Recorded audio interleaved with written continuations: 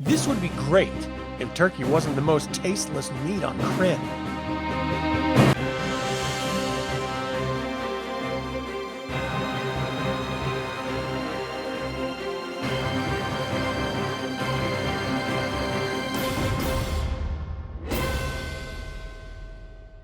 Today I'm making ShrimpTarsis from Tika's cookbook and leaves from the Inn of the Last Home.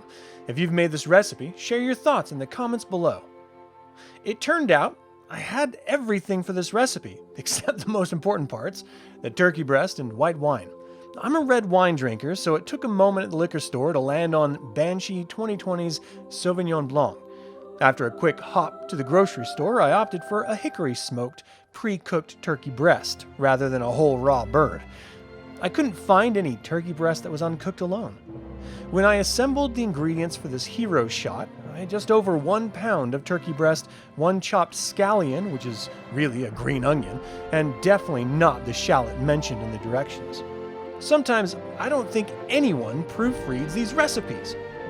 3 tablespoons flour, 1 teaspoon dill, 5 tablespoons butter, 3/4 cup very dry white wine, 1 1/2 cups milk, and 3 cups cooked noodles.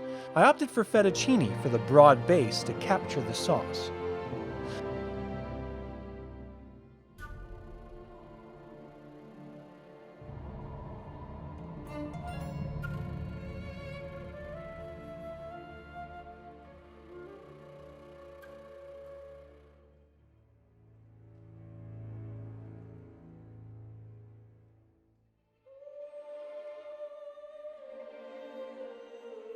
I started with the turkey, slicing it into 1/4-ish thick slices, then cutting along those in 1-ish wide pieces.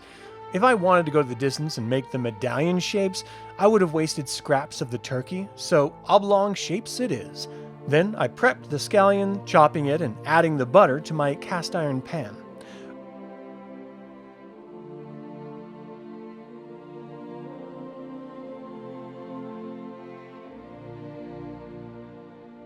Once melted, I added the turkey, and since it was already cooked, I just kept it on medium heat until it got some color. Once that was done, I added the wine and scallion, mixing it together thoroughly.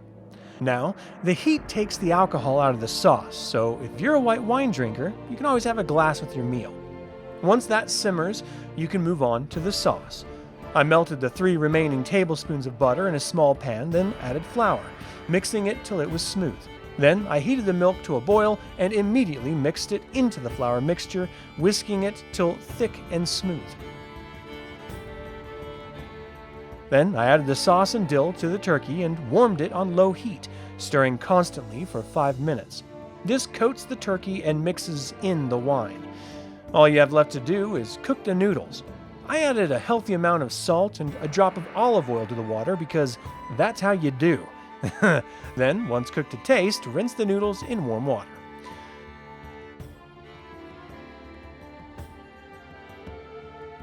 You serve the turkey mixture and sauce on top of a bed of noodles and pair it with a glass of Sauvignon Blanc. We added a buttered slice of my wife's homemade bread, and it was a pretty good meal.